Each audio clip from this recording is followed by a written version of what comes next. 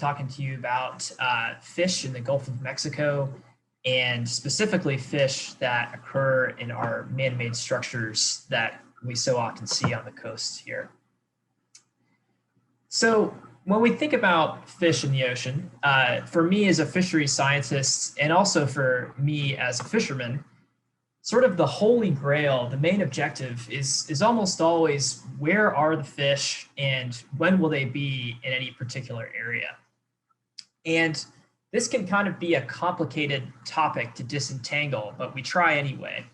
And when I'm thinking about this, it kind of corresponds to the distribution patterns of species across time and space, as well as the structure of fish communities in any particular area. And the things that affect those aspects of a fish's life, they can be broken down, in my opinion, into three types of categories. The first of which being biological and ecological factors. And so these types of things are what a fish needs to spawn and reproduce, what it needs to feed optimally, and things of that nature. So variation in habitat and things like that play into that, but in essence, the specific biological needs of the species and its interaction with other species, they have a big role in determining where we find fish and when we find them there. As I mentioned, there's also another aspect, which is the fish's physical environment. And so this is the habitat of the fish. And so certain species have specific habitat requirements. And as we'll talk about, industrial, artificial, man-made structures, whatever term you want to use, can meet some of those requirements and play interesting roles for fish. But when the physical environment changes, such as what might be due to development actions or things like that, fish will either flock to that area or flock away from it. And so that can also have an influence on distribution patterns and community structure. And finally, the one we tend to think about quite a lot are environmental influences on distribution patterns, community structure, things of that nature. And so this would be things like the temperature of the water, how much oxygen it has, how salty the water is in marine environments. And based on a species specific physiological tolerances, basically what it's most accustomed to, that can also cause fish to be in an area or to prefer one area over another area. And so, as I mentioned, this can get fairly complicated fairly quickly, but we try to disentangle it. And today I'll mostly be talking about the physical and the environmental influences on fish, but we can draw some inferences about the biological and ecological aspects as well. And so on this quest, if you will, for the Holy Grail, it's really more succinctly described as a search for these fantastic beasts, if you will, as the protagonist of this recent Harry Potter spin-off movie conducted. And actually, our search for the fantastic beasts is more like the book that was alluded to in the original Harry Potter series, more so than this movie, but the point stands. And so much like the protagonist in this movie, myself and our colleagues, we organized together a sort of intrepid group, and we set off to try to answer this question and find the proverbial Holy Grail for each one of our interesting species that we find at these industrial areas in the Gulf of Mexico.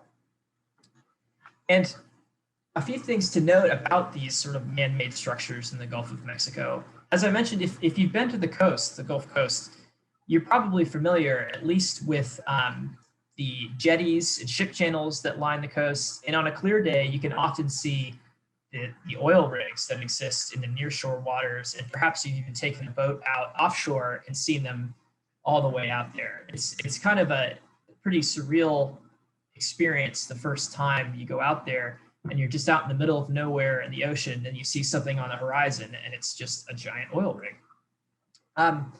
But these structures actually play important roles in the lives of fish, as we'll get into. And it's really important to try to understand the things that affect the distribution patterns and community structure and things of that nature of fish in these areas because they're so dynamic.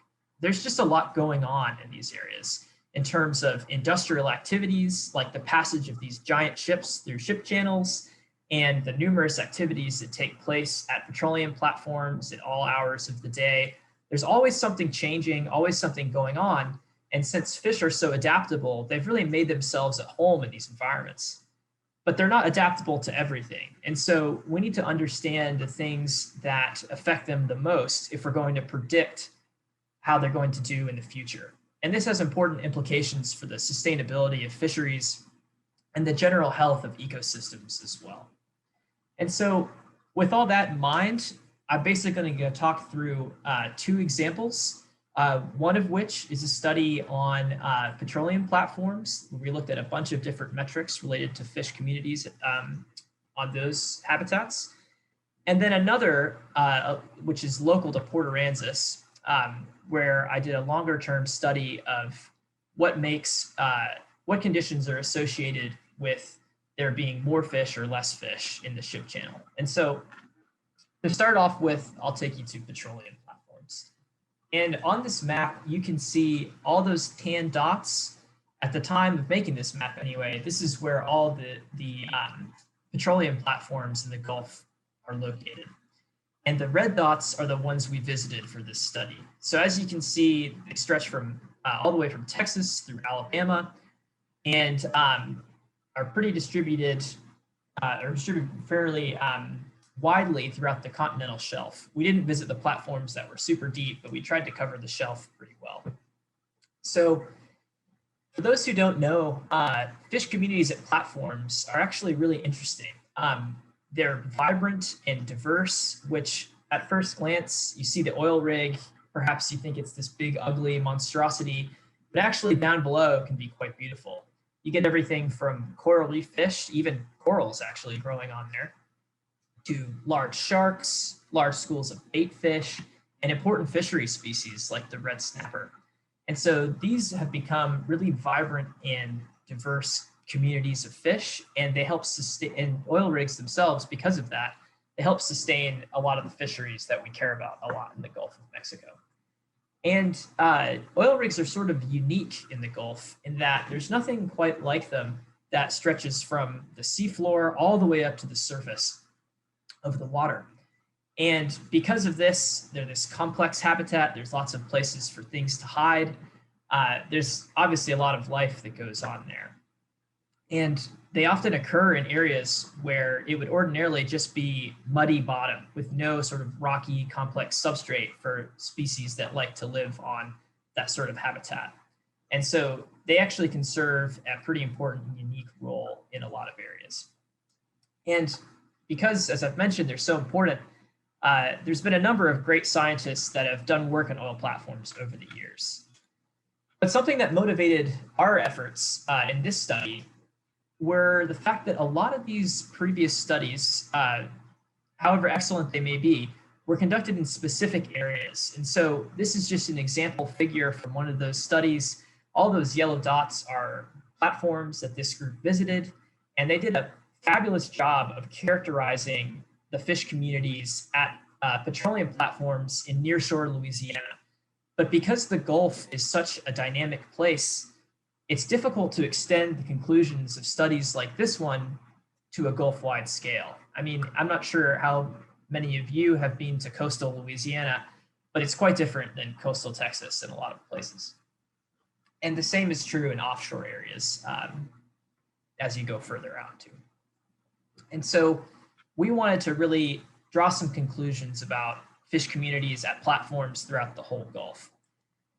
And this was especially important because platforms are actually declining in number, and they have been over the last 10 years. And so you can see there was a high peak in the late 90s and early 2000s through 2010s, and they've been declining since then.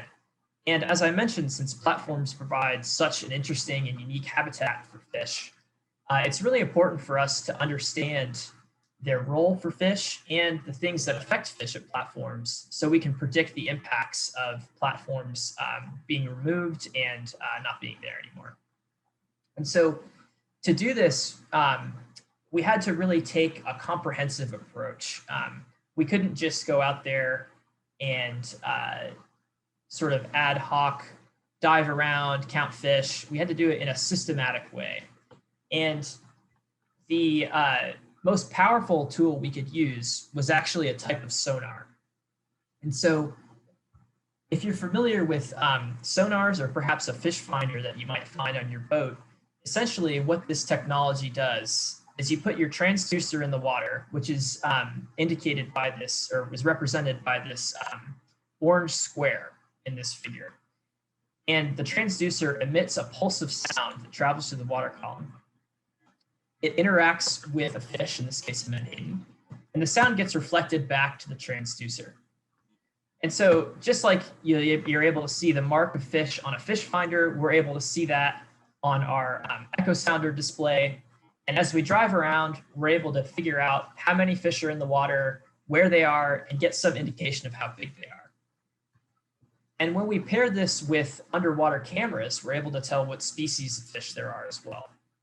And so this gives us a relatively complete picture of the fish that are swimming around in the water column at a given platform.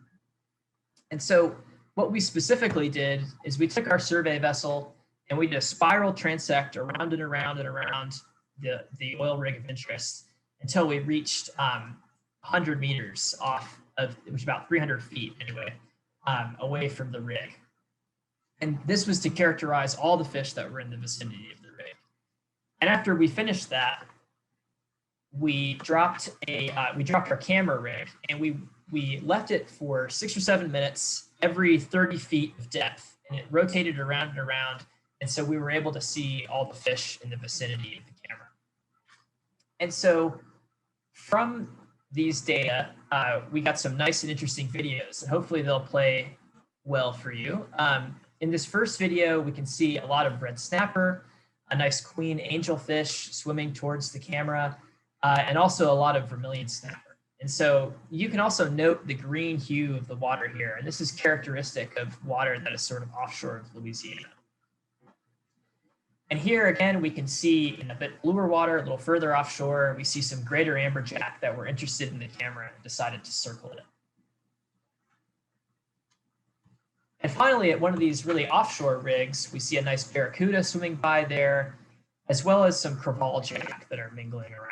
And this was one of those really deep platforms, really far offshore in the so-called blue water areas, if you're familiar with that terminology.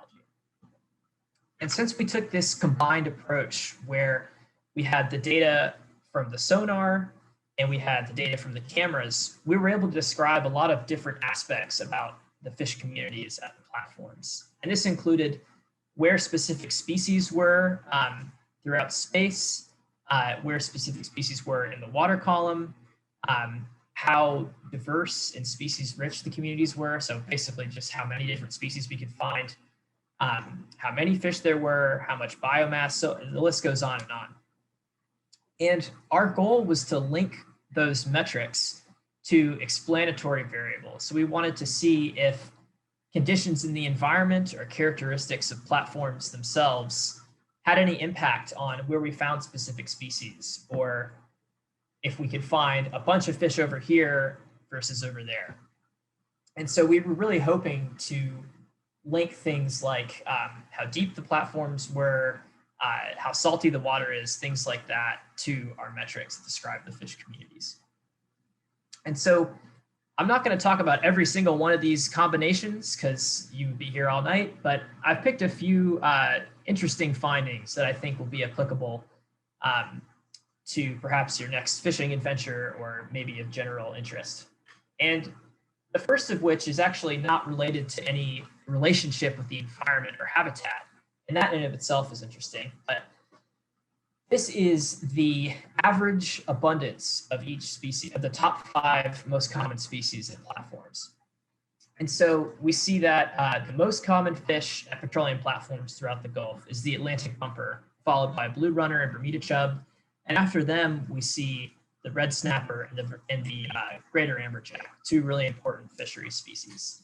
And so that's interesting in and of itself. But to me, the most interesting part are those error bars you see on top of the bar graphs. And so in almost all cases, the magnitude of those error bars, which is the standard deviation, exceeded the average abundance of species. And so really all that means is for most species, we were just as likely to find multiple thousands of them as we were to find none. And so the abundance of each species varies a ton from platform to platform. And this is and when we go back to this sort of paradigm of why do distribution patterns occur, how does community structure get the way it is, and abundance falls within this, our results suggested that perhaps this large variation in abundance was due to biological and ecological reasons. We couldn't really find any relationships between characteristics of the platform or characteristics of the environment that had a strong relationship with the abundance of these species. And so they could be at a given platform, perhaps because the current patterns drifted their eggs and larvae there, and that's where they settled, or perhaps perhaps what is the case with some of the more mobile species, like the blue runner, for example. They sort of rove from platform to platform in search of prey and things of that nature. And so we may have just encountered them in an opportunistic way. But in general, it's these more complicated biological and ecological interactions that the fish have with one another that seem to modulate their abundance. And when we look at the distribution patterns of a lot of these fish species, and so this is not abundance, but rather just did we see or not see a particular species at platforms? And in this case also, for those species, we didn't find any substantial relationships between our ability to find them or not find them and aspects of the environment or platform characteristics. And so you can think of these species as perhaps the tough ones. So any sort of moderate variation in, let's say, salinity or something like that, that might not bother a fish like the cobia. Maybe it's got other things on its mind. Perhaps it's hunting down some food or waiting to get captured by an intrepid fisherman, and it's going to be at that platform no matter what. And so this type of thing was really interesting to me because my expectation was that each one of these fish would have a specific condition that it would most favor. But instead, I think what's happening here is a lot of these fish, they evolved over thousands and thousands of years to take advantage of niches where they could succeed. And so conditions in the Gulf of Mexico, they change a lot. We get hurricanes, winter storms, as we all just experienced, and the fish are pretty tough. And they've evolved over generations to take advantage of the conditions that present themselves. And I think that was shown in these findings. But this wasn't the case for all species. So some important fishery species, their distribution patterns were explained by specific aspects of habitat or the environment. And so in this example, we see the greater amberjack and vermilion snapper.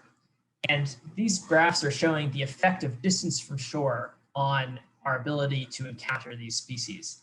And essentially the takeaway here is that you're most likely to find greater amberjack and vermilion snapper at platforms that are about 100 kilometers or 60 or so miles from shore. That's your best chance of finding those two species. And for red snapper, which I know is a species that a lot of people care about, we're most likely to find them in areas with a high dissolved oxygen concentration and a moderate salinity. And so we can think of these species as being most affected by changes to the environment or platform habitat. And so for greater amberjack and vermilion snapper, I mentioned that platform numbers have been declining over the last decade. Well, if platform numbers keep declining in offshore areas, that could have a disproportionate impact on these species compared to other ones. That would be bad news for them. Now, of course, platforms aren't the only places where those species live, and so it wouldn't necessarily be catastrophic for them, but it certainly wouldn't be good news. And similarly, red snapper being affected by dissolved oxygen and salinity, as I'll talk about in a second, those variables are related to freshwater inflow in the Gulf of Mexico, specifically water coming in from the Mississippi and Atchafalaya rivers. And we'll talk about what might happen in the future in those areas. But essentially, changes to freshwater inflow would affect red snapper at platforms, even in offshore areas. And so that's something to keep in mind as conditions change in the future. So thus far, we've talked about specific species, but now we're going to move to just fish in general. So thinking about things like biomass, which is like the main weight or the total weight of fish in an area, and fish density, which is like a measure of abundance.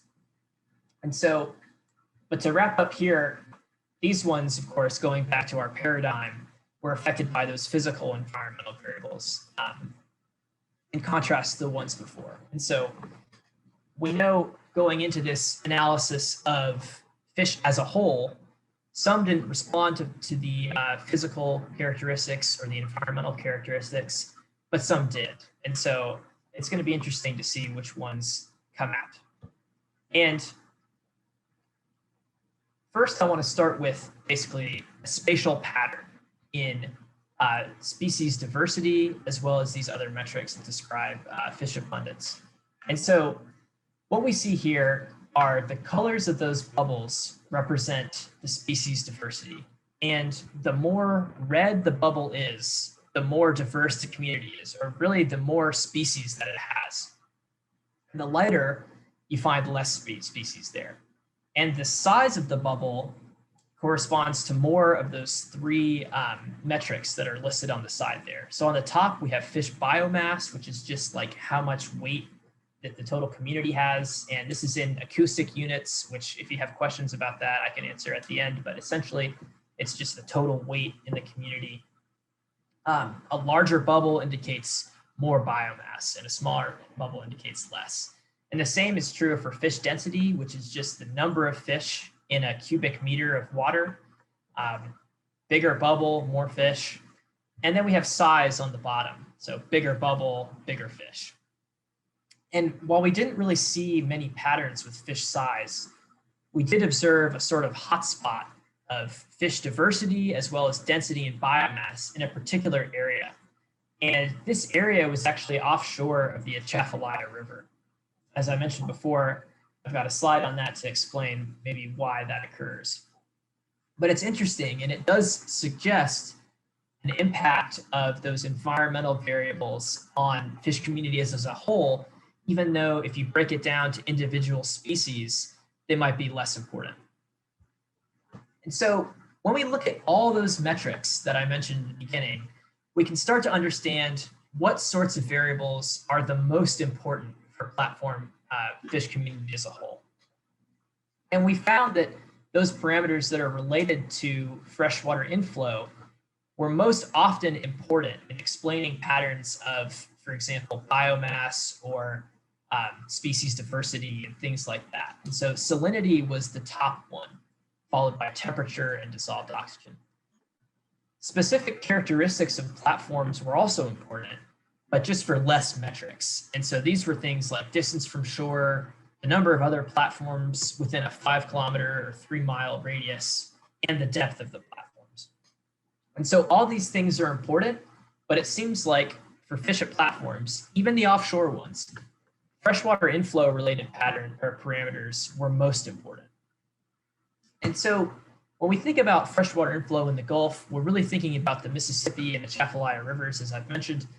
And this is because the Mississippi River in particular has this gigantic watershed, and that's everything you can see in the yellow and red in this map. It basically takes water, all that water from that area drains and eventually gets to the Mississippi.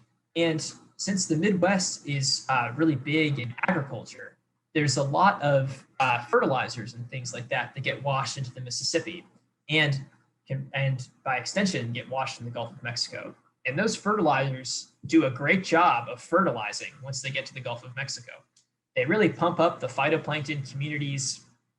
You get tons and tons of phytoplankton, and then you get tons of things that eat phytoplankton in there and tons of things that eat those things. And there's just a ton of activity sort of in coastal Louisiana.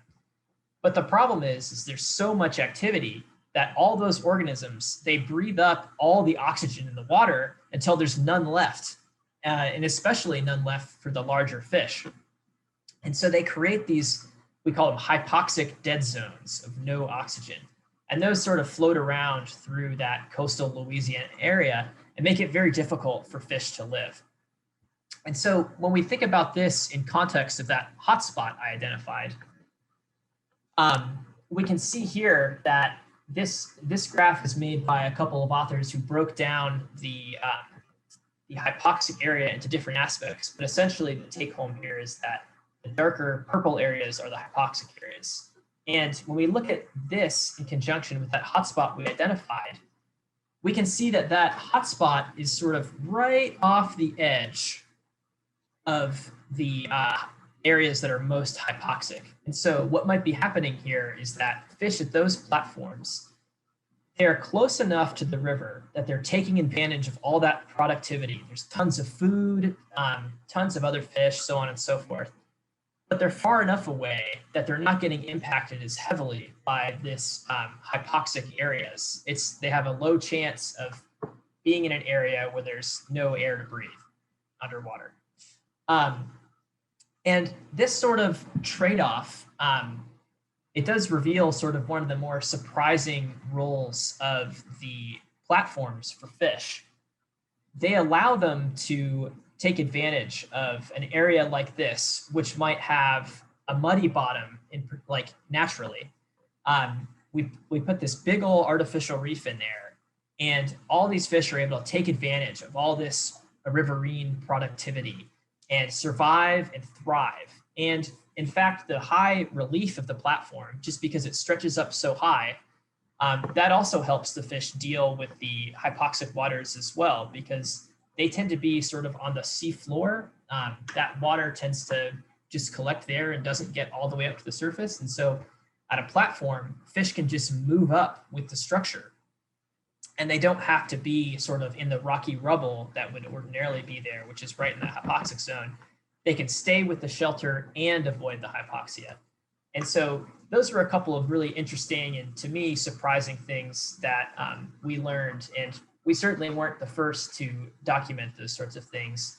There's also plenty of other studies as well, but ours was one that was really comprehensive and covered the entire Gulf of Mexico. So we could draw conclusions about not just specific areas, but fish at platforms in general. And so that's pretty much the story for platform fish. And I'm going to move on now to fish in the Aransas Ship Channel, which is located in Port Aransas, Texas. Maybe some of you are familiar with that area. That's where the UT's Marine Science Institute is. This drone video was taken on a nice summer's day.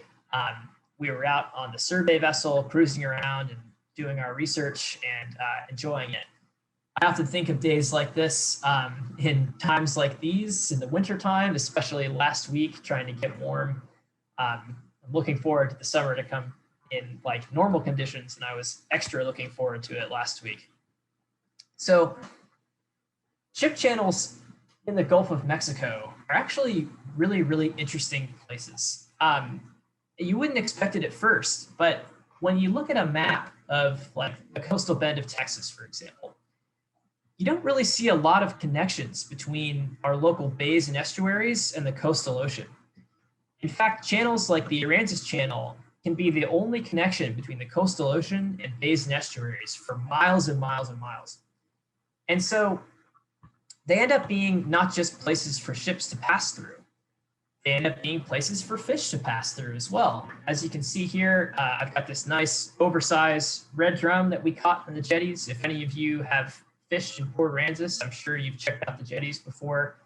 There's great fishing there, and that's partially because if fish want to move to the estuaries and bays or out to the coastal ocean, they pretty much have to go through the Aransas Channel.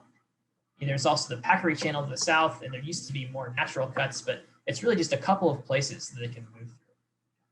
And in fact, it's not just places for fish to move through.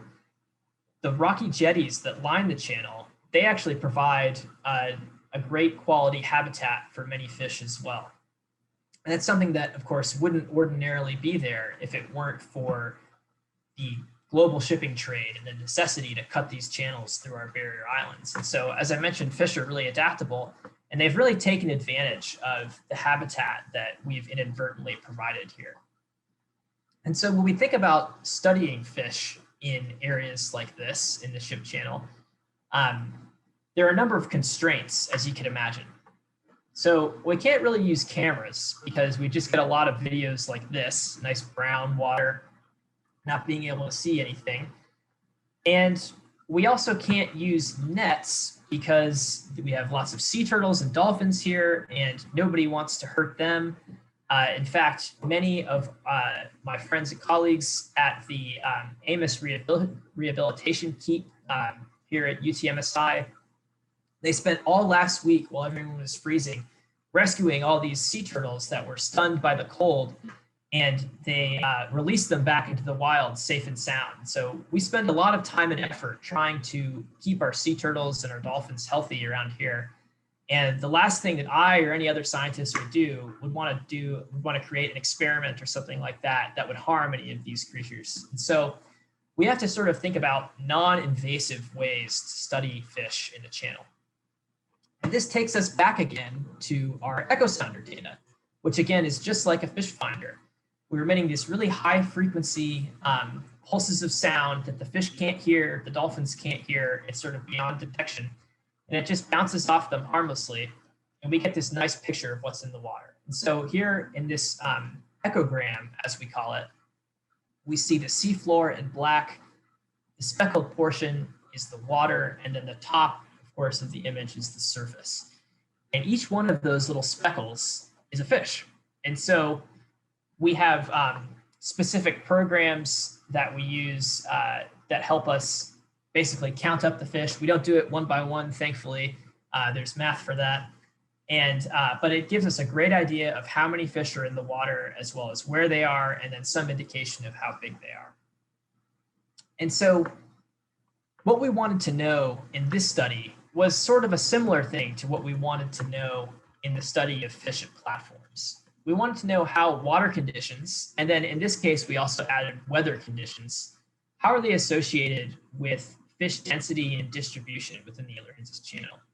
And again, distribution is just where they are in the channel, and density is just how many of them there are in a cubic meter of water, which you can think about as relating to just how many of them there are in general. And so what we did for this study is we went out on our survey vessel and we pole mounted our echo sounder, which you can see on the right side of the boat. I have a nice aluminum pole there. And we went out a couple times a month, starting in January 2018. And we did the survey all the way through February of 2020. And so I'm still working through a lot of this data, but I have enough to draw some interesting conclusions. It should be kept in mind, though, that I haven't finished all of it yet. And so this type of stuff is preliminary, but I think we have enough to draw some interesting conclusions. So anyway, what we did is as we call it, we mowed the lawn, essentially just drove the boat back and forth, as you can see in that lower image, all through the channel, from the base of it all the way to the end, to really characterize all the fish in the area.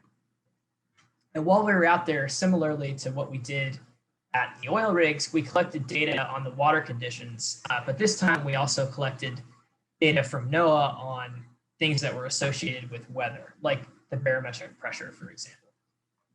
And again, what we wanted to know was, were any of those things, did they explain why on some days we found more fish and some days we found less fish? And then also, did they explain why on some days we found fish over here and why some days we found fish over there?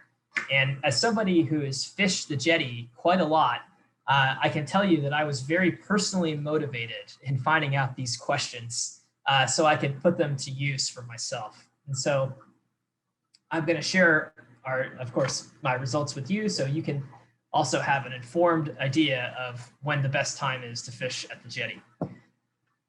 So what do we find? Out of all those variables that are listed there, we actually found that barometric pressure was the most important for explaining why we find more fish in the channel on some days rather than others. So why was this? Well, barometric pressure, of course, changes with the weather. So like A hurricane like Hurricane Harvey, that was an acute low pressure system. The barometric pressure dropped and the hurricane came in. Winter cold fronts, like the one we just experienced last week, are high pressure systems. And so as they come in, the pressure increases. And that's the signal that we picked up. So what appears to be happening is that when a cold front comes through, the pressure increases. And that seems to drive fish from our bays and estuaries and coastal ocean into the channel, such that when the cold front really comes through and is keeping those temperatures down and sustained, high winds, so on and so forth, the fish appear to be located in the channel. And this is what this looks like from the data that NOAA collect. And so we see that on the very bottom is barometric pressure. We see it gradually rising. And once it reaches a certain level, we see the air temperature drop way down and the winds just pick way up. So we've documented this effect, but why would fish go to the ship channel during an event like this? I mean, if we think about it on the face of things, the ship channel is this area where a lot of people are usually fishing. It's an area where you have these giant ships passing through. So there's got to be something about it that provides some sort of benefit for fish. Otherwise, why would they be there? And that's what we think is the reason, is that the channel is really the deepest spot all around. It's been dredged out, and in some places it's in excess of 70 feet deep. This is just a bathymetric map that I made using some of this echo sounder data. And keep in mind, though, that the channel has been dredged since I made this map. And although the circulation patterns in the channel will probably result in it looking like this again very soon, it might not look like this exactly right now. But in any case, dredged or not, it's still going to be the deepest spot for miles around. And fish would flock here because in higher volumes of water, the temperature changes slower than it does in smaller volumes. And so in the bays or near the beaches, with that shallow water, it's going to equilibrate with the air temperature a lot faster than it would in the really deep waters of the channel. It'll probably still get to be about the same temperature in the end, but it'll just take a little bit longer to get there. And for fish that are already cold stressed, this little bit longer to get there could be the difference between life and death. And sadly, for this most recent cold spell, even the channel couldn't protect thousands and thousands of fish from being killed by the cold. And so it's a really serious issue. And I think this last storm was something like a 100-year storm or something like that. But for the normal fluctuation in weather, it appears as though the channel provides some benefit to fish in that the equilibration with air temperature just takes a little bit longer. And so essentially barometric pressure is like a signal for declining temperature that the fish can respond to. But temperature is really the ultimate driver of why the fish are going there. And because of that, we wanted to look and see if temperature also had an influence on where the fish were within the channel. And we found that it did. And so on cold days, we see that fish are tended to be more towards the ocean side of the ship channel. Whereas when temperatures were moderate, they tended to be, well, there were less of them in general, but the ones that were there were concentrated in a very specific location. And when the temperature was warm, we saw fish all throughout the channel. And we can link this back to the bathymetric map that I showed earlier. The majority of the fish during cold days were actually found in the deepest portions of the channel, towards the end there. And they might not have been all the way down at the bottom. And that, in fact, in that echogram I showed earlier with all the speckles everywhere, that was actually taken from one of our coldest days. And so they might not be just hunkering down at the bottom. They might be all throughout the water column, but there's something about the circulation patterns in those deep areas that sort of scour out the bottom. There's something about that that's favorable for the fish, evidently. And then also in this moderate temperature, in these moderate temperature surveys, we found that this one little hotspot of fish density, it was found basically right over the very deepest spot in the channel. And this is an area that dips down to 70 plus feet. And it's actually right against the wall, if you will, of the channel. You've got a really steep ramp up. And so we often found large schools of fish that were right off of the edge of that drop off. And so that was really interesting that the patterns of fish density corresponded so directly to the bathymetry. And as I mentioned, I'm still processing some of the data from 2019 and 2020. And so the jury's still out on if these trends will hold up throughout the whole duration of our survey. But we've seen enough now to be fairly confident that those are the main things that are affecting fish in the channel. And so we found that fish concentrate in deep areas like the channel to prepare for those cold fronts. And this means that disturbances to the ship channel during a winter cold front could be comparatively more impactful. And so if, for example, there was like an oil spill right in the channel, if it was a cold front, it would affect more fish than if it happened on a random summer's day. Or perhaps even if there was routine dredging activity that was happening during a winter cold front, that would be disturbing more fish than any other day, basically. And unfortunately for the fishers out there, the best time to fish on the jetty is actually when the weather is the worst. Now, I can't really say anything about if the fish will bite or not, and if you're going to be able to get your gear in the right location or not, but at least there's going to be a lot of fish around and you'll have a good chance that way. And so break out your foul weather gear and get out there. So as I conclude here, I've got sort of a one-slide summary of everything about my colleagues and I's quest to find these fantastic fish all throughout the Gulf. And as a review, we found that hotspot of fish activity, basically, offshore of the Atchafalaya River, offshore of Louisiana. We found that we're most likely to find red snapper in areas with high dissolved oxygen and moderate salinity. And we're most likely to find vermilion snapper and greater amberjack at distances about 60 miles from shore. And as we just talked about, you're most likely to find a lot of fish in the ship channel right before a winter cold front. And so all of this information together helps us understand the role that the environment and habitat have in structuring the distributions and all these different aspects of fish populations. And taken together, these can help identify specific roles of these industrial structures, which on the face of it, you might think are bad for fish, but in reality, they're so adaptable that they're able to, for example, use the channel as a shelter against the cold and use the oil rigs to help take advantage of productivity in the water column. And all that information sort of helps us get closer to this proverbial holy grail of, for every species, figuring out where they are and why they'll be there. And in fact, this type of information is being incorporated increasingly into the assessments that are used to provide management advice to fisheries.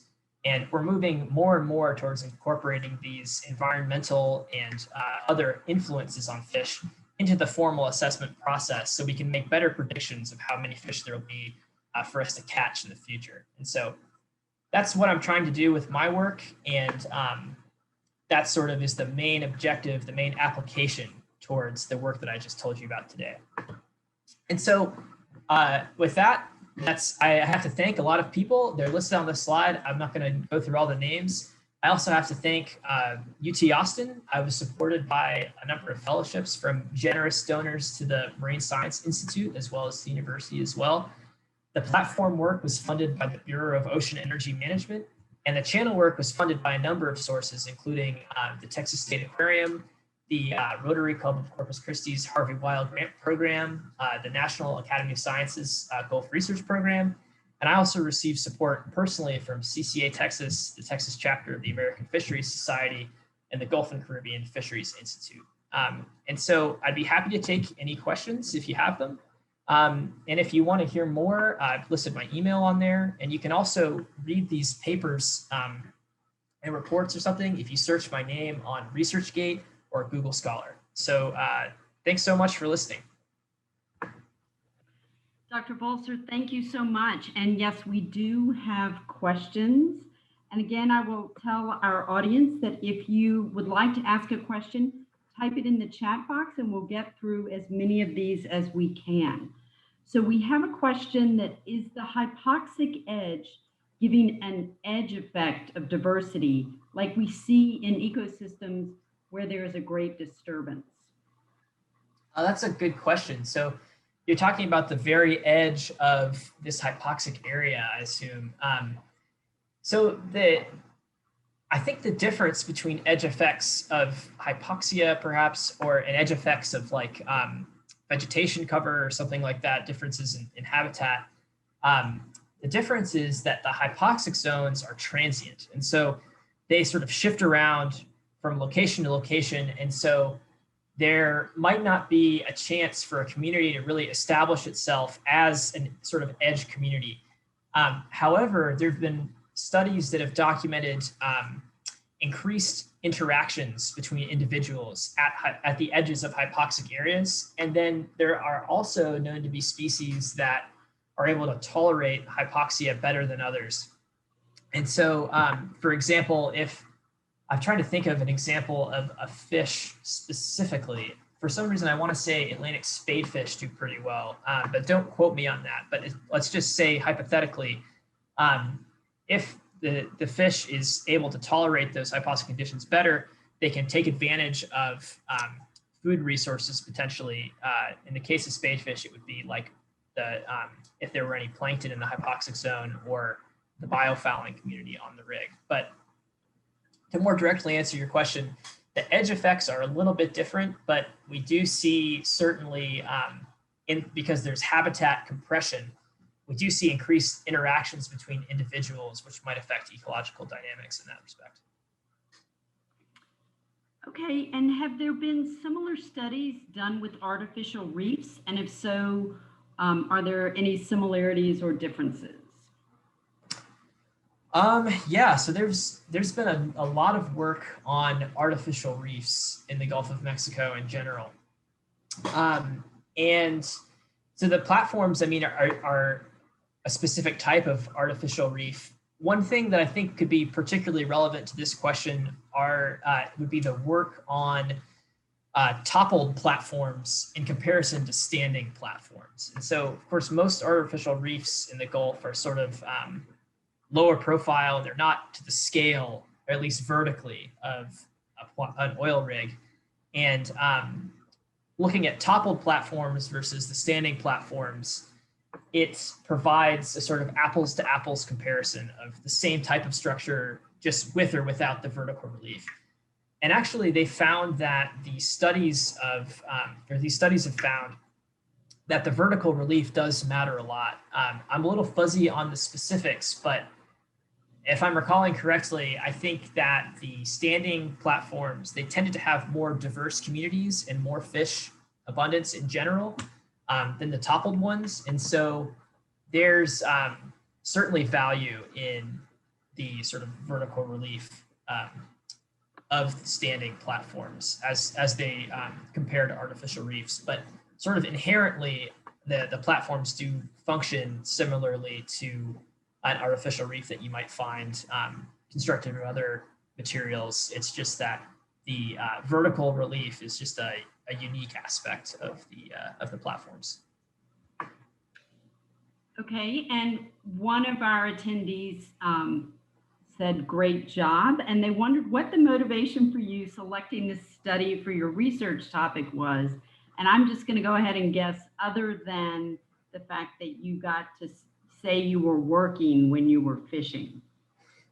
Yeah, that was the motivation for choosing the field in general, for sure. Yeah, I mean, like I mentioned in the beginning, I mean, the motivation for all of this was really, it came from me growing up fishing and things like that. I always really did want to know that Holy Grail question of where are these fish and when will they be there and why? And so that's really motivated both my personal and professional pursuits. And when I got to Texas, I found out how prevalent these artificial reefs in terms of oil rigs. And then also you can think of the jetties that line the ship channel as reefs. I found out how important those were to local fishers and fisheries. And so I wanted to know more about them. And that was really it. I was just curious about it. My advisor was able to secure some funding to go do the work, which is a huge part, of course, of the direction of where graduate students' work goes. And so I was lucky in that respect. And yeah, I really just wanted to look at these things on a large scale to see if we could draw some conclusions that might have some applications. And we had a question about how you actually, went about like counting the fish, and how do you translate the data that you're receiving into numbers, and how do you know you're not counting, each fish more than once? And can you just talk a little bit of process, about that process? Yeah, that is a great question. So where the sonar data is concerned, so basically the technical term would be, I guess it would be spatial autocorrelation. And that's always a concern with studies where you're conducting a transect. The behavior of the fish could be such that it follows the boat or something like that. And so that's always a concern. But essentially the way that we treat the data is we break it up into chunks in a way that the spatial autocorrelation is minimized. And so, but more specifically, like how do we count up the fish? What we do is with the sonar data, we take one aspect, which is just the total amount of acoustic energy in the water. And we get that through a process called echo integration. So we get this total acoustic energy of the water, and then we find the intensity of the echo associated with an individual fish. And by dividing one by the other, we're able to, divide the total energy by the energy that can be attributed to one average fish. And that gives us the total number of fish in that area. And so that's how we get the sort of estimates of fish abundance from the acoustics. And then with the cameras, we used a specific method of counting the fish, so we didn't count them twice, in that we only counted all the fish we could see in one video frame at a time. And so our camera was circling, and like when we saw, we were keeping counts basically, and the maximum number of a particular species that we could see at any one time, that was our metric for the relative abundance of that species. And so it wasn't like we were just counting and counting and counting, and then like, the same fish would be hanging out in the same spot, and it'd be like 1, 2, 3, 4. It would be like, we see that one fish. If that was the only one we saw, the count was 1. And so the camera data gave us an indication of the relative abundance of species, whereas the echo sounder data gave us the total abundance of all fish. And by multiplying the total abundance by the proportion of each species, we were able to estimate the abundance by species. So hopefully that provides clarification on that, but if not, let me know. Okay, yeah, no, thanks. So we have 2 questions that are somewhat touching on the same thing. So one participant said, even though fish benefit from the oil rig, can the oil rig sometimes interfere, or be detrimental with fish? And then somebody else was asking, do the activities of the people on the platform, does that add anything to the water, or is the only input just the physical structure? Yeah, those are great questions. I am not an expert on the specific activities that go on in terms of like the oil and gas extraction at platforms. The way I understand it, they're pretty heavily regulated though. So I think there's a lot of rules in place in terms of like what they can dump overboard and what they can't. But certainly we always observed crew boats, rocking up to the rig, and cranes dropping things on and off. And there's lots of times they have to maintain the structure and all that kind of stuff. that's certainly disturbing to the fish. The loud noises and the activities there. Actually, if you've ever been out there, the unmanned platforms have a tone that they blast every like 20 seconds or something, which makes it like impossible to sleep if you're tied up to a rig. It's just like, it's really annoying. It's supposed to be for to like make sure it's not a navigation hazard. But we know from our cameras that you can hear that blast underwater. And we would still find plenty of fish at these platforms. So evidently it didn't bother them a lot. But and I'm not sure if they've compared, we didn't do this, compare manned versus unmanned platforms. I'm sure someone has in the past, but I'm not sure if they related to that specific like tonal blast. But certainly there's a lot going on that could affect fish negatively.